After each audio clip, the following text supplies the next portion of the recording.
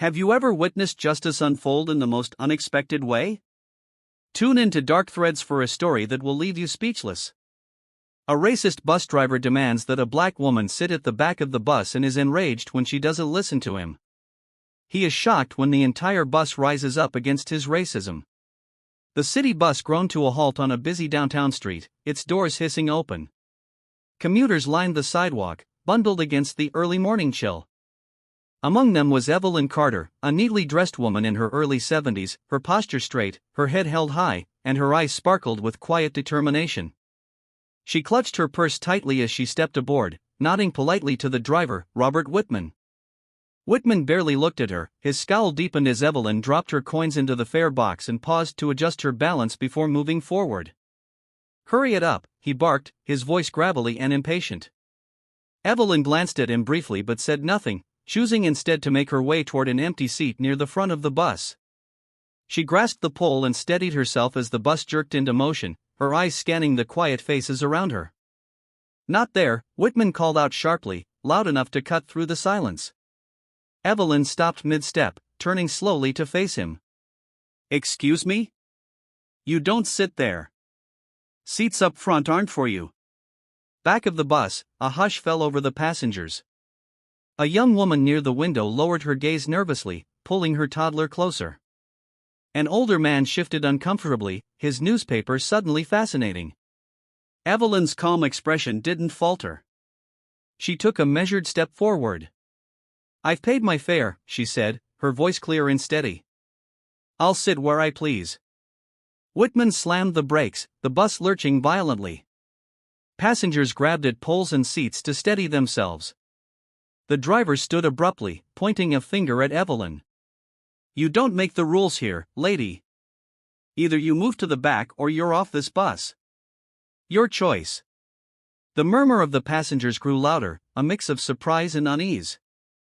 A young man in the middle row pulled out his phone, the faint glow of its camera light visible as he began recording. Evelyn straightened her shoulders and met Whitman's glare. "I'm not going anywhere," she said firmly. Whitman's face reddened with fury. "We'll see about that." He grabbed the radio from his console and barked for transit security. The tension on the bus thickened as all eyes turned to Evelyn, waiting to see what would happen next.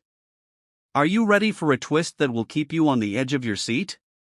The bus remained idle on the crowded street, the low hum of its engine filling the tense silence. Evelyn Carter stood firm, her fingers lightly gripping the cold silver rail near the front seats. The passengers around her exchanged uneasy glances, their whispers growing louder as the confrontation dragged on. "I'm not going to repeat myself," Robert Whitman barked, stepping out from behind the driver's seat, his uniform stretched tightly over his broad shoulders, his face flushed with irritation. "Move to the back of the bus or I'll have you removed." Evelyn looked up at him, her expression calm but unyielding. "I've done nothing wrong. I paid my fare. I'll sit where I please." Whitman's hands clenched into fists at his sides.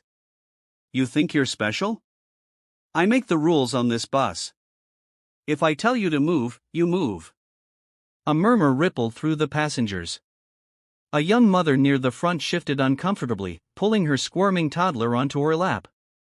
An older man in a suit adjusted his tie, his gaze fixed firmly out the window. A teenage girl whispered loudly enough for everyone to hear, "This is ridiculous." Evelyn didn't raise her voice, but her words carried across the bus. "I'm not breaking any rules. What you're doing is wrong, and you know it." The driver's face twisted in fury. "You don't get to tell me what's right. You're disturbing everyone else here. People are trying to get to work." He gestured broadly at the passengers as if expecting their agreement. The majority remained silent, avoiding eye contact. From the middle of the bus, a young man with earbuds dangling from his ears raised his phone slightly, the faint red light of a recording visible.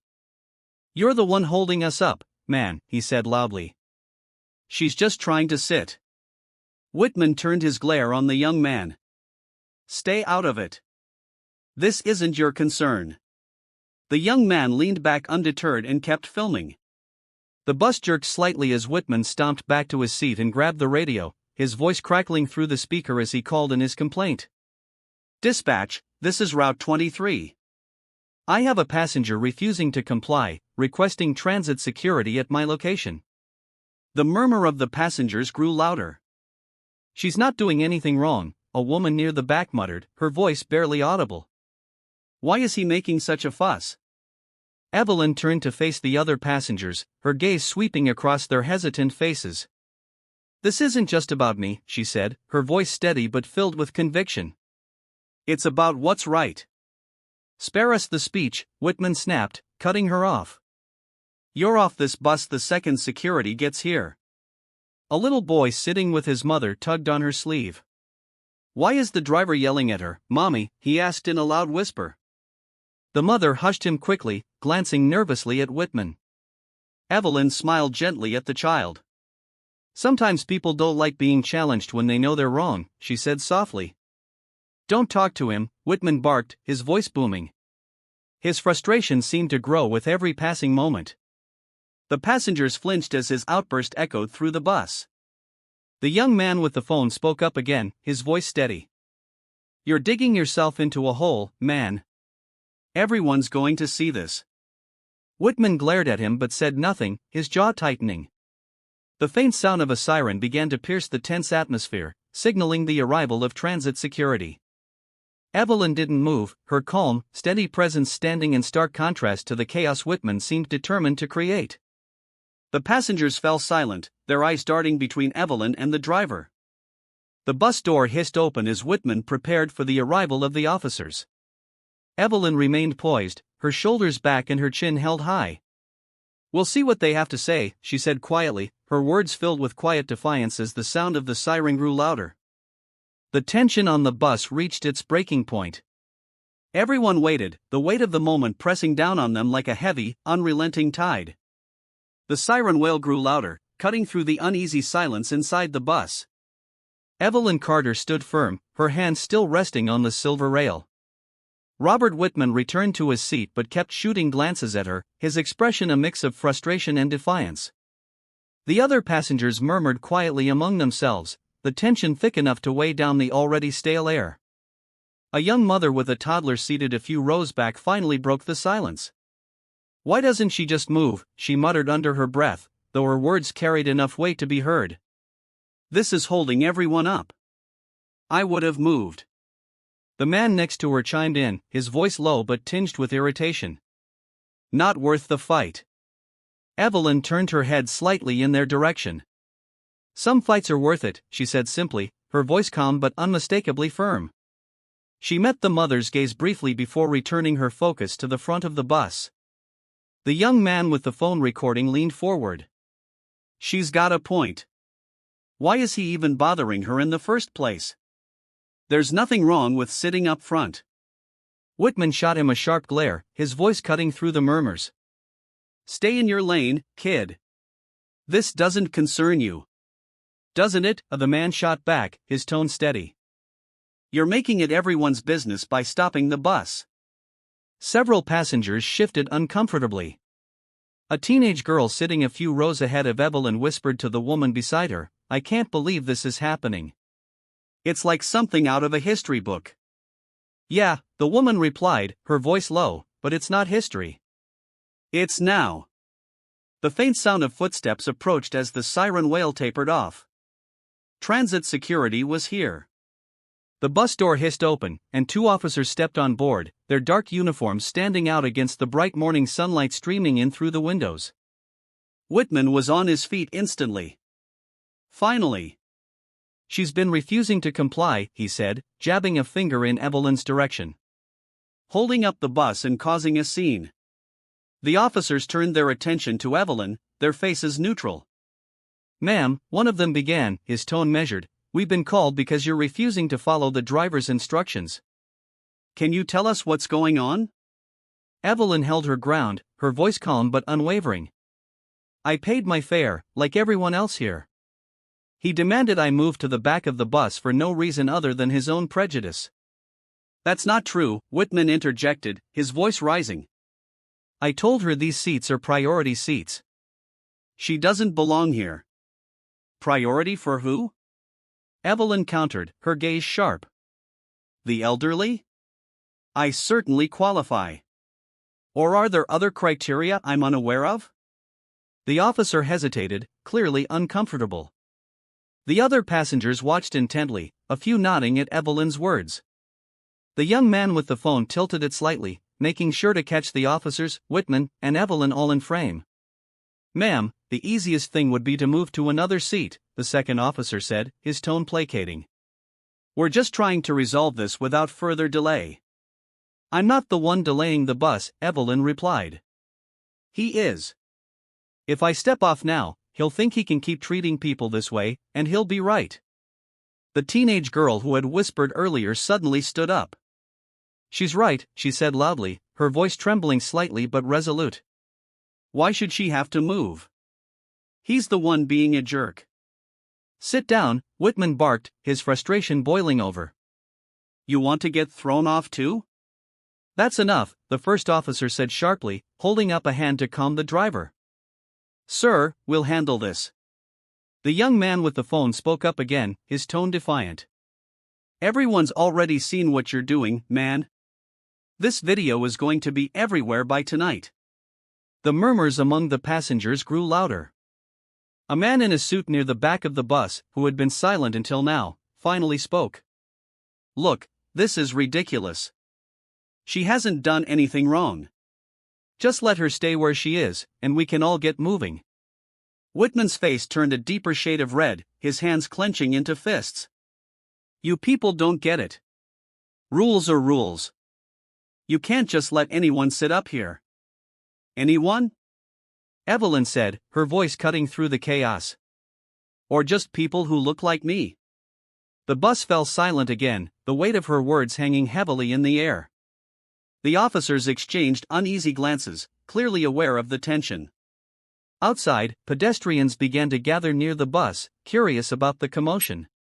The young man with the phone turned his camera toward the crowd, capturing their growing interest. "We need to make a decision," the second officer said, his voice tight. "Ma'am, are you willing to step off the bus so we can de-escalate the situation?" Evelyn straightened her shoulders, her expression unyielded.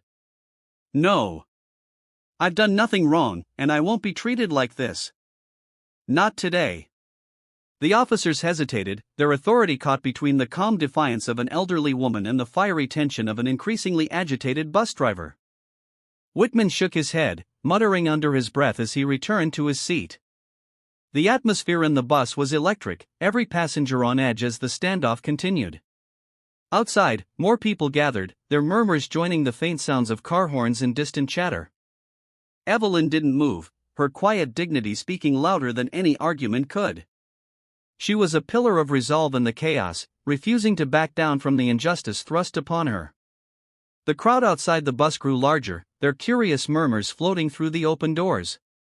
Inside, the atmosphere simmered with tension. Evelyn remained steady, her posture unyielding as the officers exchanged looks, unsure how to proceed. Passengers shifted in their seats, the unease palpable. One of the officers sighed and turned back to Whitman. "Sir, what exactly are you asking us to do here? She's not being aggressive or posing a threat." Whitman threw up his hands in frustration. "Are you serious? She's refusing to follow instructions. I can't do my job with someone like her up here disrupting everything." A young woman near the middle of the bus, her voice quivering but defiant, called out, "You're the one making the scene, not her." Several passengers murmured in agreement. The teenage girl who had spoken earlier stood up again, her hands clutching the edge of the seat for balance. "Yeah, she's just sitting there. What's the big deal?" Whitman's glare shot toward her. "You want me to throw you off too? Sit down and stay out of it." The officer raised a hand to calm him. "Let's keep this civil," he said, his voice firm but tired. He turned back to Evelyn. "Ma'am, are you sure you won't consider just moving to another seat? It might make things easier for everyone." Evelyn's gaze never wavered. "I've done nothing wrong. If I move, it will be easier for him, not everyone, and I won't give him the satisfaction." The tension was broken by the sound of a phone chiming loudly. The young man who had been recording the incident smirked and held up his phone. Looks like it's already online. Over 1,000 views in 5 minutes. Whitman's face darkened, his jaw clenching as his anger threatened to boil over. You put this on the internet? He growled, his voice low but menacing. Damn right I did, the young man replied, undeterred. People need to see this. You can't treat people like this and think you'll get away with it. A ripple of approval moved through the passengers, even those who had been silent now murmured their agreement. The man in the suit near the back spoke up, his voice calm but sharp. This isn't 1955. She has every right to sit where she wants. Whitman slammed his fist onto the dashboard, the loud thud silencing the murmurs. I've had it, he shouted. She's off this bus, or we're not going anywhere. The officers stiffened at his tone, their own patience wearing thin. The first officer stepped forward, his expression hardening. Sir, if you keep escalating this, you're going to be the one facing consequences. You've called us here to handle the situation, so let us do our job. Outside, the crowd began to grow louder. People pressed closer to the bus, some raising their phones to record the scene. A man in a construction vest called out, "What's going on in there? Why isn't the bus moving?" Driver's being a racist jerk, someone yelled from the back of the bus, drawing laughter and cheers from the gathering crowd. The second officer rubbed his temples, clearly feeling the pressure. He turned back to Evelyn, his tone softer but still urging. Ma'am, I understand your position, and I don't blame you, but this is getting bigger by the minute. Are you sure you want to keep this going? Evelyn glanced at the crowd outside, their faces a mix of curiosity and growing outrage. Her eyes swept over the passengers, some watching her with sympathy, others with exasperation. Finally, she looked at the young man recording the incident and gave him a small nod. Yes, she said, her voice unwavering. I'm sure. This isn't about me. It's about what's right. The officer straightened, nodding in reluctant acknowledgement. All right, ma'am, then we'll stay until we can resolve this properly. Whitman let out a derisive laugh. You're just going to let her get away with this? Unbelievable. The officer turned sharply toward him. One more outburst, and I'll have you reported for misconduct. The driver fell silent, his face a mask of barely contained rage. The tension in the bus was electric, every passenger hanging on the edge of their seats. Outside, the crowd grew louder, their voices forming a faint chant that reached the ears of everyone on board. Let her sit, let her sit. Evelyn finally took her seat near the front, her head held high. Her quiet defiance seemed to radiate strength, a stark contrast to Whitman's growing agitation. The officers exchanged a final glance before stepping outside to address the crowd, leaving the driver fuming and the passengers buzzing with murmurs of approval. The young man with the phone grinned, lowering it briefly to address Evelyn. You're a legend, ma'am. This video is going to blow up. Evelyn gave him a faint smile but said nothing, her focus still on Whitman. The fight wasn't over yet, but for the first time, the tide seemed to be turning in her favor. The officers stepped off the bus, the weight of the growing crowd pressing down on the tension already simmering inside. The chant outside had grown louder, the rhythmic let her sit, echoing through the open doors. Passengers exchanged glances, their unease now mingling with curiosity. Evelyn sat poised, her back straight, her gaze fixed on the windshield ahead. She could feel Whitman's glare boring into her from his seat, his knuckles white as he gripped the steering wheel. The young man with the phone held it up again, panning across the passengers to capture their reactions. You see this, he said, his voice loud enough to carry. This is what standing up looks like, y'all. Better remember her face because she's making history right now. Whitman snapped his head toward the young man. Turn that damn thing off. You're disrupting this bus just as much as she is. The young man smirked. Disrupting? Nah, I'm documenting. There's a difference. Another passenger, a middle-aged woman with a worn leather bag, spoke up for the first time. Honestly, we should all be documenting this. He's treating her like garbage for no reason.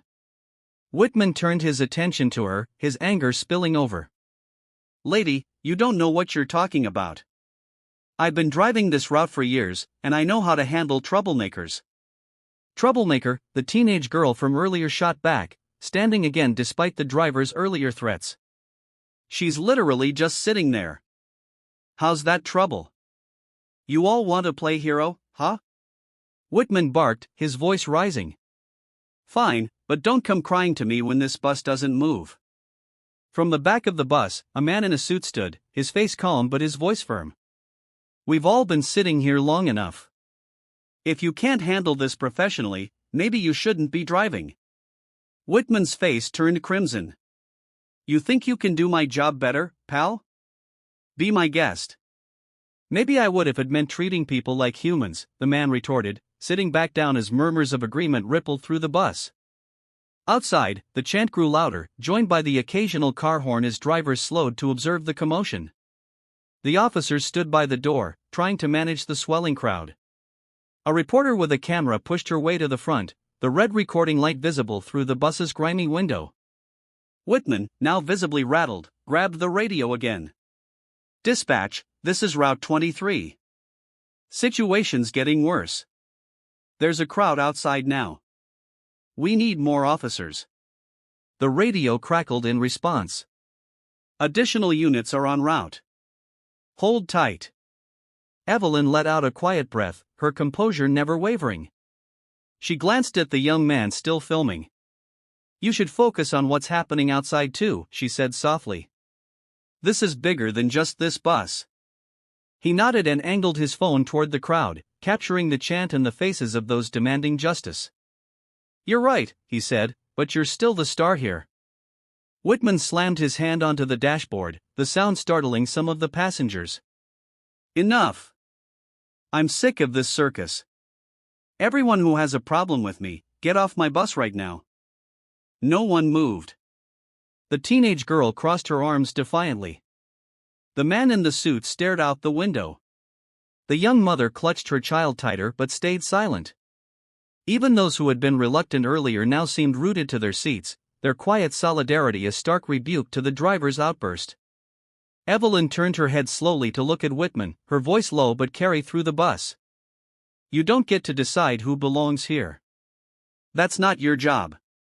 Whitman's mouth opened as if to retort, but he hesitated, his jaw tightening. His authority was slipping, and he knew it. The chants outside were growing louder, the crowd swelling into a small sea of people, phones and cameras pointed toward the bus capturing every moment. One of the officers re-entered the bus, his face tight with frustration. Driver, he said firmly, we need to de-escalate this now. The crowd's growing, and the media's here. This situation is out of control. Whitman scoffed, throwing his hands up. Oh, so now it's my fault? I told you how to handle this. Get her off the bus. The officer shook his head. No. If we try to force her off now, we're going to have a bigger problem on our hands. The crowd's not on your side. Evelyn's lips curved into the faintest hint of a smile. She turned her attention back to the window where signs had begun to appear in the crowd. One read "Justice for Evelyn," another scrawled hastily on cardboard simply said "End the hate." Whitman sank into his seat, his face a mask of fury and helplessness. Evelyn remained calm, her presence unshaken. The energy in the bus shifted. The passengers no longer felt like mere observers, they were witnesses to something bigger than a morning commute. The officer turned to Evelyn, his voice softer. Ma'am, we're working on resolving this. Just stay seated. She nodded, folding her hands in her lap. I wasn't planning on moving. The officer exited the bus again, and Whitman sat in smoldering silence. The noise from the crowd outside was now deafening, a chorus of voices calling for justice. Inside the bus, the passengers seemed to sit a little straighter, their nervous energy replaced by quiet resolve. The world was watching, and Evelyn Carter was at the center of it all. The officer's voice crackled from his radio outside, trying to manage the growing crowd. Inside the bus, the tension had reached a breaking point. Whitman sat stiffly in his seat, glaring at Evelyn, his fingers tapping impatiently against the steering wheel, each motion sharper than the last. Evelyn remained composed, her chin high as she stared out the window at the sea of faces demanding justice. The chants outside, "Let her sit," echoed louder, reverberating through the walls of the bus. "You think you're some kind of hero?" Whitman growled, his voice barely contained. He stood abruptly, his chair creaking from the force. "You're not. You're just another troublemaker making my life harder." Evelyn didn't flinch, her calm demeanor amplifying his anger. "What I am," she said, her voice steady, "is someone who's tired of being pushed around. If you can't handle that, maybe you're in the wrong job." His face flushed crimson. "That's it. I'm done playing nice." He stalked toward her, the veins in his neck pulsing with barely restrained rage. The passengers gasped, several shouting in protest. "What are you doing?" the teenage girl cried, standing halfway up in her seat. "You can't do that."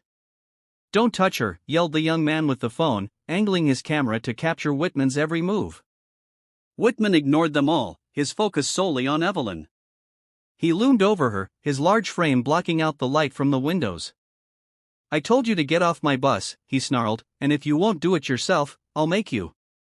Evelyn's expression didn't waver. "You lay one finger on me, and you'll regret it." The warning didn't deter him.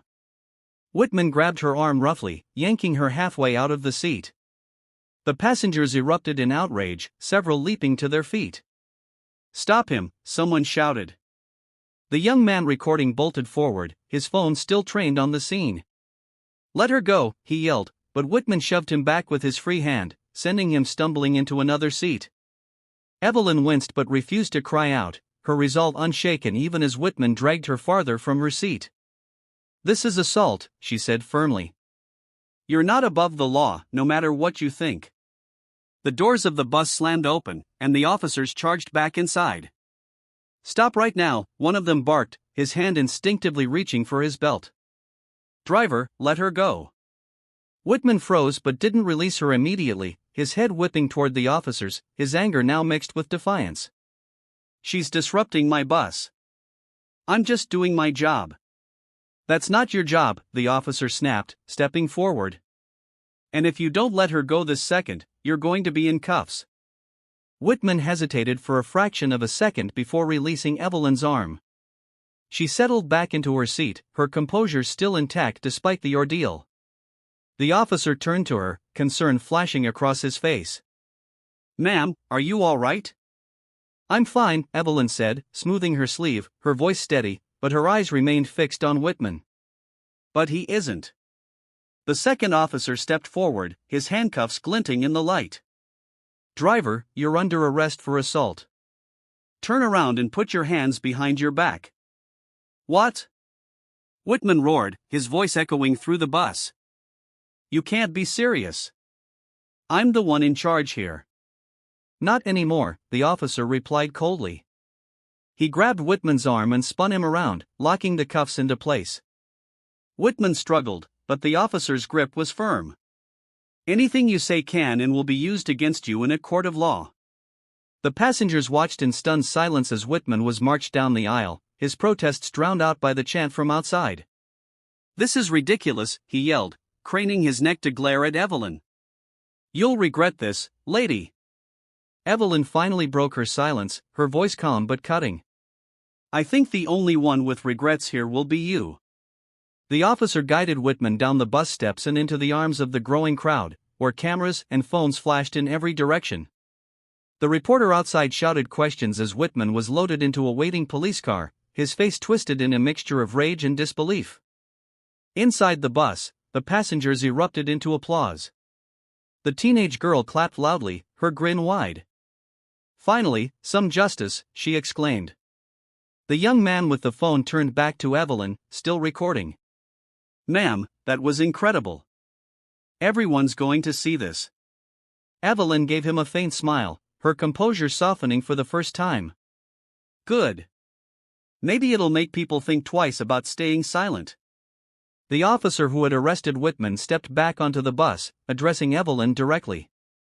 "Ma'am, we're going to make sure this gets properly documented. Do you want to press charges?" Evelyn nodded firmly. "Absolutely." The officer tipped his hat slightly. "We'll handle the rest from here." You just sit tight."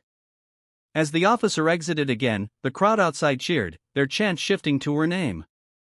Evelyn Carter had become the face of defiance, a quiet but powerful figure standing tall against injustice. The bus doors closed, and the replacement driver, a young woman with kind eyes, climbed aboard. She glanced at Evelyn and smiled. "Where to next?" she asked, her tone light but respectful. Evelyn relaxed into her seat, her shoulders finally easing forward. She said simply, "Forward." The police cruiser carrying Robert Whitman sped away from the scene, its sirens wailing faintly as it disappeared down the street. The crowd outside the bus erupted into cheers and applause, their voices echoing in unison. Inside, the energy shifted. The passengers who had been wary and hesitant before now buzzed with a mix of relief and triumph. Evelyn Carter remained seated at the front, her posture as poised as ever. She rubbed her arm where Whitman had grabbed her, her hand lingering briefly before returning to her lap. The young man with the phone moved closer, his recording still running. "Ma'am, you okay?" he asked, his voice softer than before, the defiance he'd shown to Whitman giving way to genuine concern. "I'm fine," Evelyn replied, her voice steady. She met his gaze, her tone carrying a quiet strength. "It'll take more than that to shake me." The teenage girl stepped forward, clutching her backpack against her chest. "You were amazing," she said, her eyes wide with admiration. "I can't believe you stood up to him like that." "It wasn't just for me," Evelyn said, her gaze sweeping across the other passengers. "Sometimes you have to take a stand, even if it's uncomfortable." Her words seemed to resonate. The man in the suit, who had remained quiet for much of the ordeal, finally spoke up. "You've got more courage than most people, Mrs. Carter," he said with a small nod. "Evelyn Carter, well, Mrs. Carter," he continued, "you've inspired all of us today." That man deserved everything he got. The young mother, still holding her child tightly, leaned forward from her seat. "I'm sorry I didn't speak up sooner," she admitted, her voice tinged with guilt. I didn't want to make things worse." Evelyn offered her a kind smile. "It's never easy, especially when fear takes over, but every voice matters. Remember that next time." The young man holding the phone interrupted, turning his screen toward Evelyn. "Your video is already blowing up. I just checked, tens of thousands of views. People are sharing it everywhere." Evelyn raised an eyebrow, the corner of her lips curling slightly. "Well," she said, "it seems the truth has its way of getting out." Before anyone could respond, the replacement driver, a petite woman with a calm, authoritative demeanor, stepped onto the bus.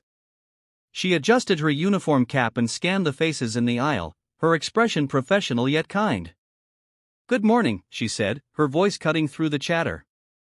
"I'll be taking over for the rest of the route. Sorry for the delay, folks." She glanced at Evelyn, a flicker of recognition crossing her face. "Mrs. Carter?" she asked, her tone respectful. Evelyn inclined her head. "Yes. I just want to say thank you," the driver said. "What you did today, it's not just for you, it's for all of us." The bus fell silent, the weight of her words settling over everyone. Evelyn nodded, her gratitude unspoken but evident in her expression. The driver returned to her seat, and the bus hummed to life again, finally moving forward.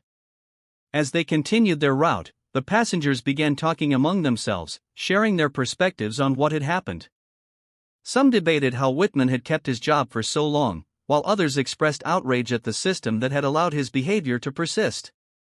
Evelyn listened quietly, her presence a steady anchor amid the buzz of voices. The young man with the phone eventually sat beside her, lowering his camera for the first time. "What happens next?" he asked. She turned to him, her expression thoughtful. "I press charges," she said firmly, "and then we see where the fight takes us." He nodded slowly. "I think a lot of people are going to want to help. Your video, it's bigger than just this bus. It has to be." "Change doesn't come from silence," Evelyn replied. The teenage girl, now sitting across from them, leaned forward. "Do you think they'll fire him for good?" Evelyn's lips tightened briefly. "I don't know," she admitted, "but whatever happens to him, I'll make sure people see what he stood for.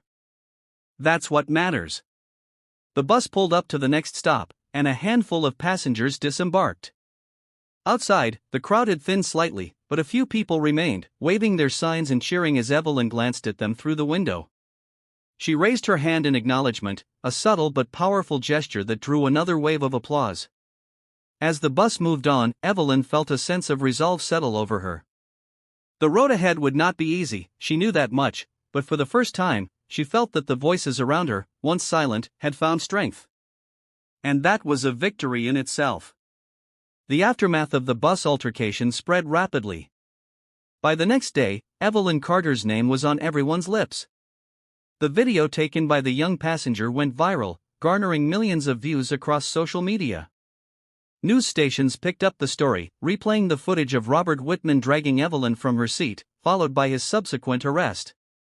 Public outrage ignited like wildfire, with protests forming outside the city's transit headquarters and hashtags like #JusticeForEvelyn and #TransitRacism trending worldwide.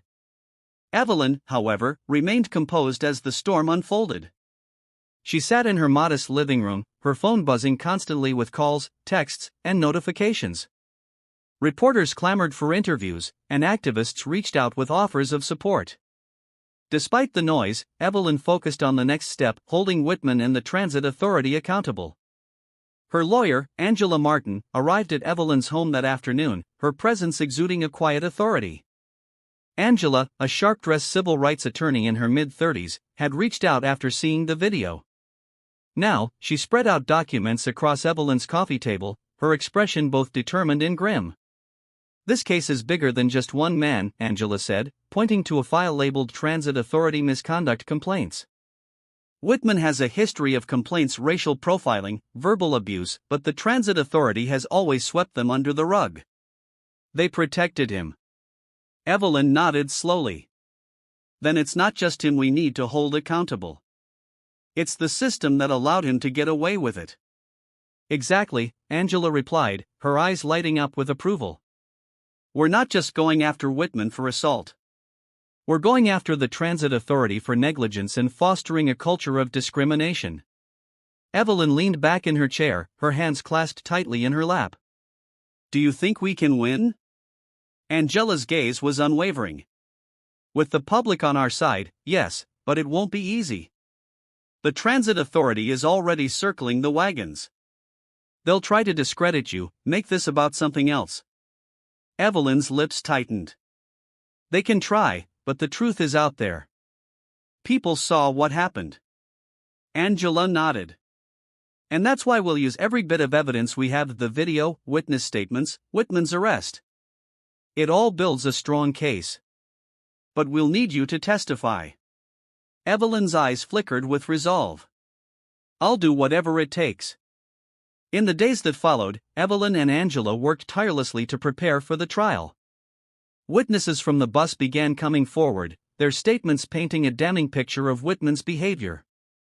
The teenage girl who had spoken up during the altercation gave a powerful account of what she had seen. The young man who had recorded the video provided not just his footage but also his testimony, emphasizing how Whitman's aggression had escalated unprovoked. Even passengers who had initially remained silent began to step forward, emboldened by Evelyn's courage.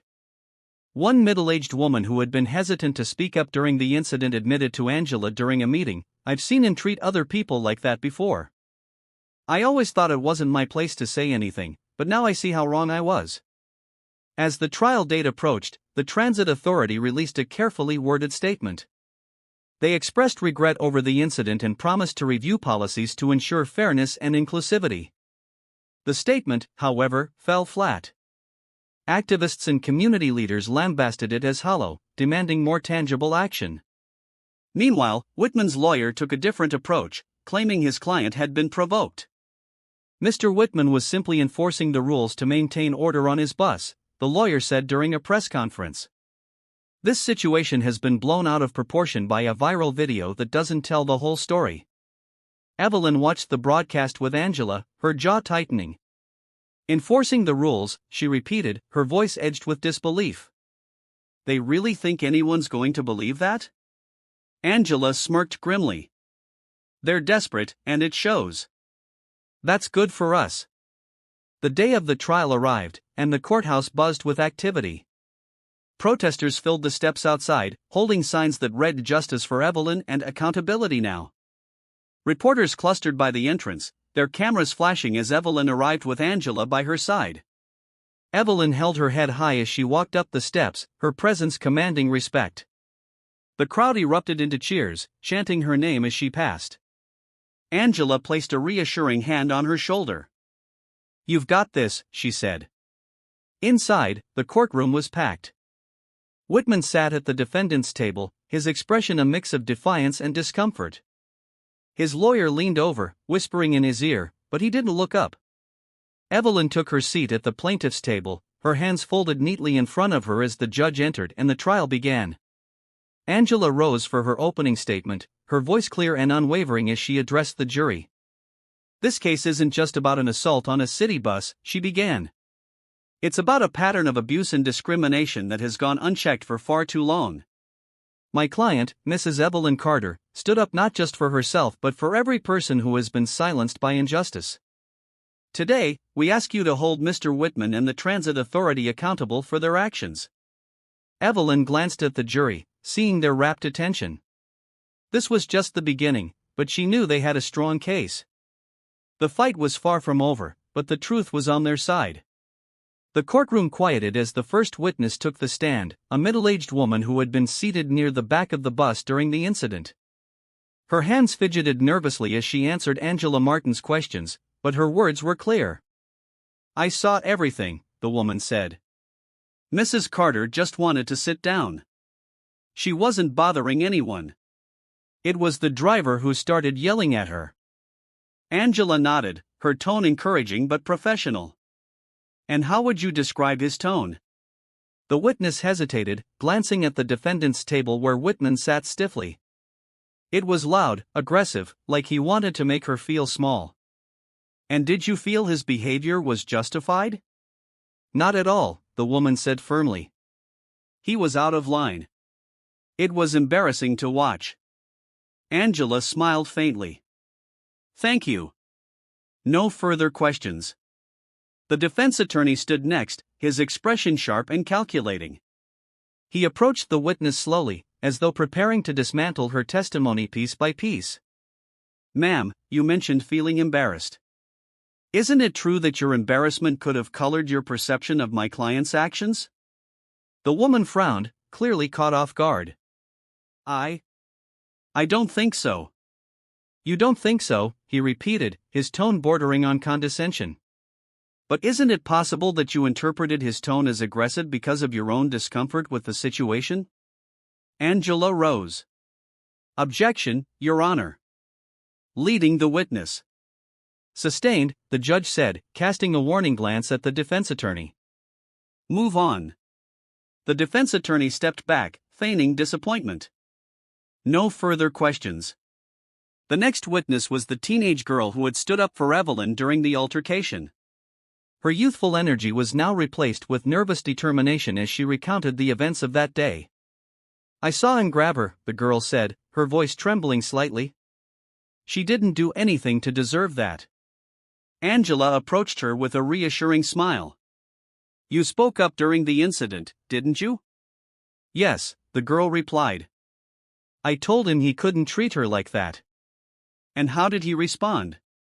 "He yelled at me to sit down and stay out of it," she said, her voice growing steadier, "but I couldn't." "It wasn't right." Angela nodded, her tone warm. "You showed courage that day. Thank you for speaking out." The defense attorney tried to rattle her, focusing on her youth and suggesting she might have been too inexperienced to understand the nuances of the situation, but the girl's resolve held firm, her answers concise and unwavering. The most compelling moment came when the young man with the phone took the stand. He provided not only his video evidence but also his first-hand account of Whitman's escalating aggression. "He grabbed her," the young man said, his voice firm. "No one provoked him. He just lost it." Angela played the video for the court, the footage capturing every moment of the altercation in vivid detail. The sound of Whitman yelling, the gasps of the passengers, and the chant of the crowd outside echoed through the courtroom. By the time the video ended, the jury's expressions were solemn. Angela turned to the young man. Why did you record this incident? Because I've seen stuff like this happen before, he said. People get away with it because no one speaks up. I wanted to make sure this time was different. And do you feel it was different? He glanced at Evelyn, a small smile breaking through his otherwise serious demeanor. Yeah, Mrs. Carter made it different. The defense attempted to cast doubt on the video, suggesting it might not show the full context of the situation, but the jury's reaction made it clear that the footage had left a lasting impression.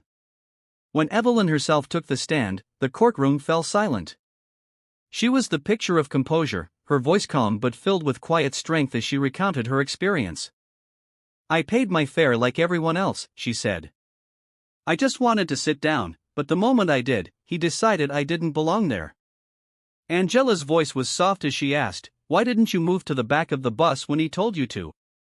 Evelyn paused, her eyes scanning the courtroom. Because it wasn't about the seat. It was about dignity. If I had moved, I would have been sending the message that his actions were acceptable, and they weren't. The jury hung on her every word. Even Whitman, who had spent much of the trial avoiding her gaze, now seemed unable to look away. Angela stepped closer. What do you hope to achieve with this case? Evelyn's voice grew stronger. Accountability, not just for Mr. Whitman but for the system that allowed him to act this way for so long. This isn't just about me. It's about making sure no one else has to go through what I did. The room was silent as Angela nodded. No further questions. The defense's cross-examination was pointed but failed to shake Evelyn's composure. She countered every question with poise, her responses firm and unwavering. By the time she stepped down, it was clear her testimony had made a powerful impact. The trial was far from over, but Evelyn had set the tone. The truth was out, and the fight for justice was in full swing. The courtroom buzzed with quiet tension as the defense prepared to present their case. Robert Whitman, looking more deflated than defiant, was called to the stand. He adjusted his tie nervously and avoided eye contact with Evelyn as he took his seat. Whitman's attorney began with a series of carefully framed questions designed to cast his actions in a more sympathetic light. Mr. Whitman, the lawyer began, his voice smooth, can you explain your perspective on the events of that day? Whitman cleared his throat, his voice shaky but firm. I was just trying to do my job, he said. The front seats are priority seats. I told her to move because that's the rule. I didn't mean to cause trouble. I was just enforcing policy. And when Mrs. Carter refused to comply, the lawyer pressed. I gave her chances to move, Whitman replied, his tone growing defensive. I tried to keep things under control, but she wouldn't listen. It created a scene, and I had to act. Angela Martin's eyes narrowed as she scribbled notes. Her turn would come soon enough. Do you believe you acted reasonably in the moment? The lawyer continued. Whitman nodded. Yes, I was following protocol. The defense lawyer turned to the jury, gesturing toward his client.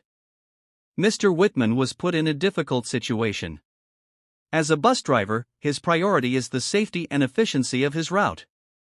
When someone disrupts that, he has to act quickly. Angela rose from her seat.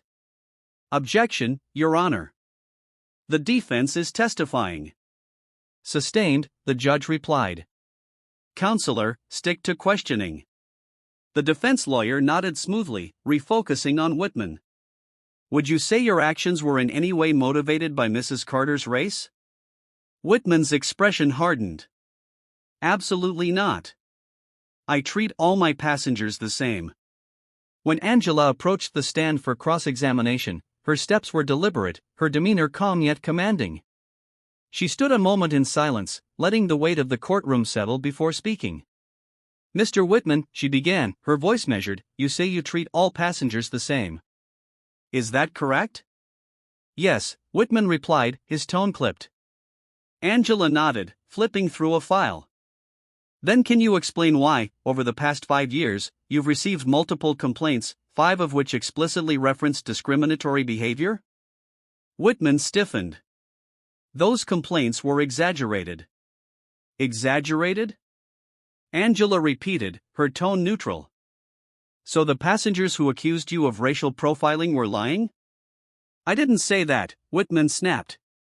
I said they exaggerated. Angela approached the jury, holding up a stack of documents. Let me remind the court that these are official complaints filed with the Transit Authority, each one detailing incidents similar to what happened to Mrs. Carter. Would you like me to read them aloud? Whitman's lawyer interjected. Objection, relevance, Your Honor. Angela countered, this speaks directly to Mr. Whitman's pattern of behavior and his credibility as a witness. The judge considered for a moment before nodding. Overruled. Proceed. Angela turned back to Whitman. Let's focus on one particular complaint from last year. A passenger reported that you asked them to move to the back of the bus despite plenty of empty seats.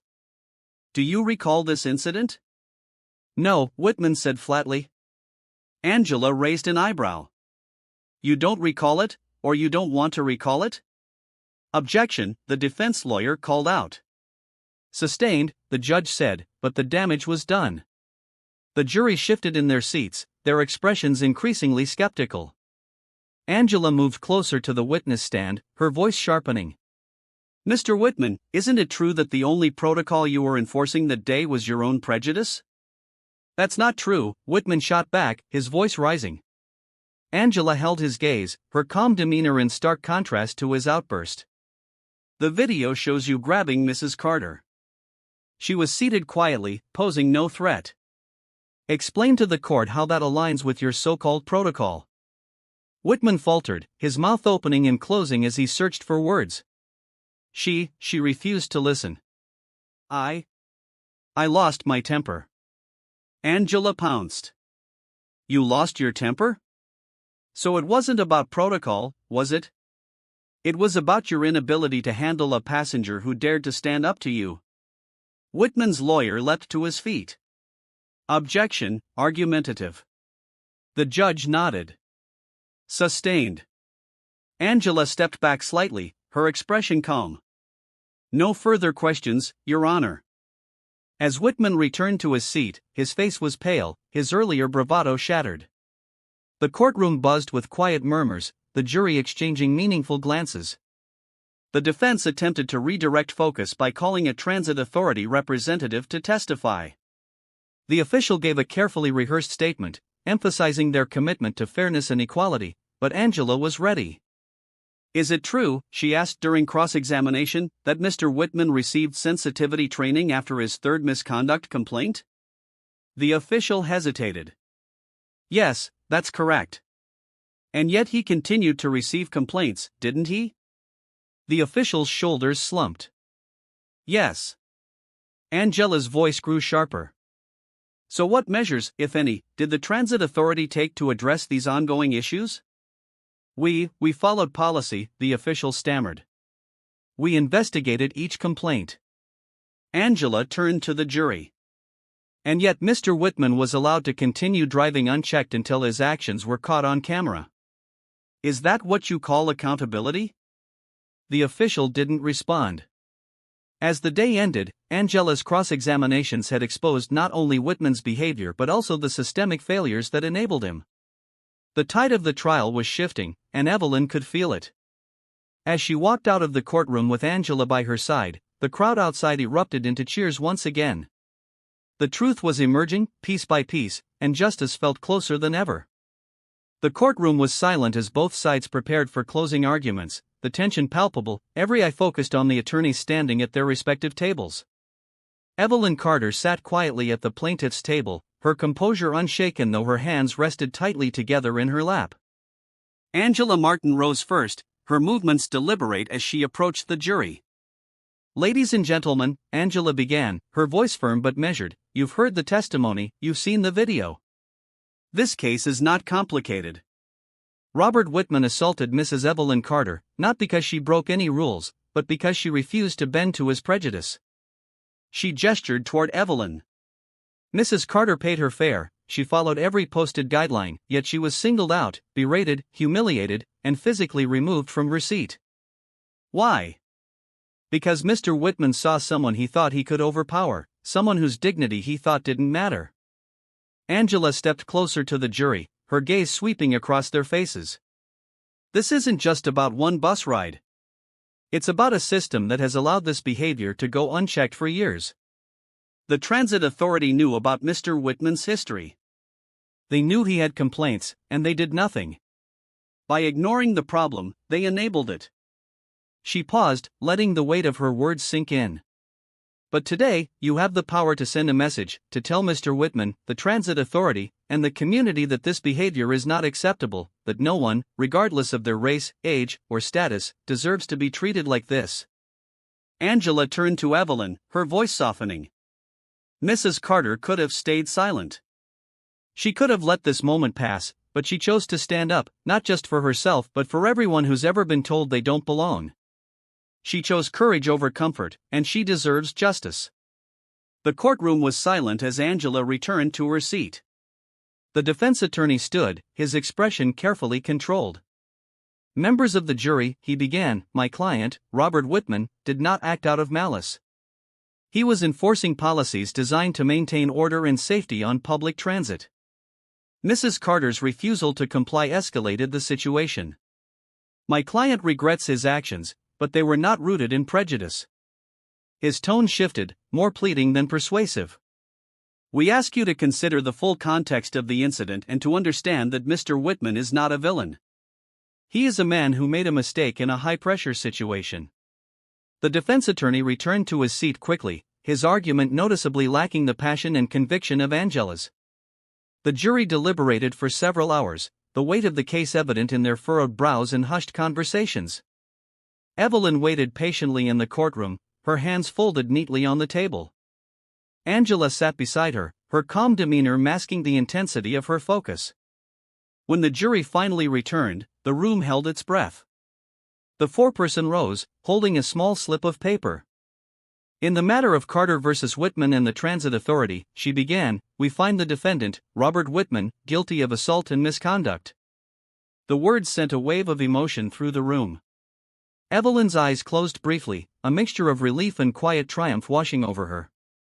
The foreperson continued, we also find the Transit Authority liable for negligence in failing to address repeated complaints against Mr. Whitman.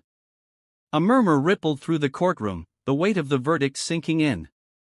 The judge thanked the jury and announced that sentencing would follow in the coming weeks. For now, justice had been served. Outside the courthouse, the crowd erupted into cheers as news of the verdict spread. Protesters held up signs reading "Justice for Evelyn" and "Accountability Now," their voices echoing across the courthouse steps.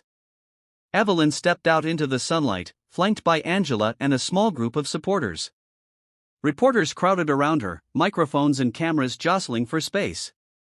Mrs. Carter, how do you feel about the verdict? One called out. Evelyn paused, her voice steady but emotional. I feel grateful, she said, not just for myself but for everyone who stood with me. This isn't just my victory. It's ours, and it's proof that standing up for what's right can make a difference. Angela stepped in, adding, this case sends a clear message, no one is above accountability, and no one should have to endure discrimination. Today, justice prevailed, but the work doesn't end here. The crowd cheered louder as Evelyn raised her hand in a subtle wave.